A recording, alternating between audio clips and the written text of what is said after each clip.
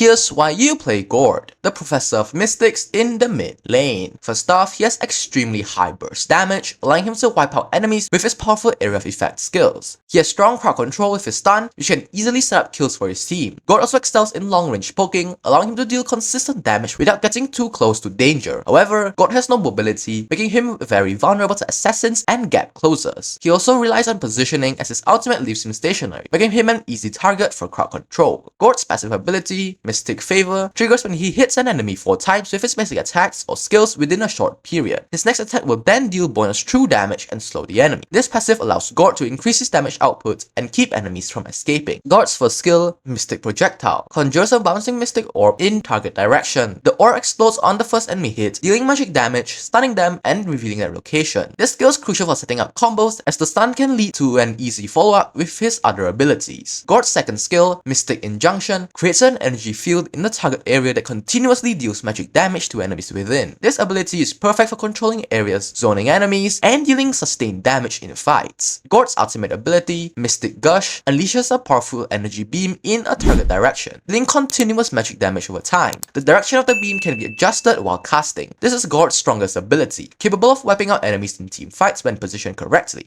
However, it leaves him stationary, making him vulnerable to crowd control. A typical skill combo for Gord is to stun enemies with his first skill, then immediately cast his second skill to deal continuous damage, follow up with his ultimate for massive burst damage. Moving on to builds, I usually build Magic Shoes, Ice Queen Wand, Glowing Wand, Wishing Lantern, Holy Crystal, and Divine Glaive. These are the emblems that go along with this build. As for battle spells, the best spells for Gord in my opinion are Flicker, which helps reposition if enemies get too close, Flame Shot, which provides extra poke damage and knockback, or even Purify, which removes crowd control effects that could cancel his ultimate. Gord is strong against melee heroes with poor mobility such as Barat and Fredrin, since they struggle to dodge his skills and ultimate. However, Gord struggles against highly mobile assassins like Fanny and Lancelot, as they can easily dodge his abilities and burst him down before he can react. Gord works well with tanky heroes that provide crowd control, such as Hylos and Baleric, since they can lock down enemies for him to unleash his full combo. You should max second skill first for consistent damage, only upgrade first skill as a backup for the stun. Most importantly, upgrade his ultimate whenever it is available. Positioning is the key to playing Gord effectively. Always stay behind your front line and use your long range abilities to poke enemies before committing to a fight. His first skill is crucial for setting up combos, so use it wisely to stun enemies before following up with his second skill and ultimate. Be cautious when casting his ultimate, as it leaves Gord stationary. Use Flicker or position yourself safely before activating it. In team fights, place your second skill in choke points or key areas to control enemy movements. If you're up against mobile heroes, wait for them to use their dashes before unleashing your skills to increase your chances of landing them.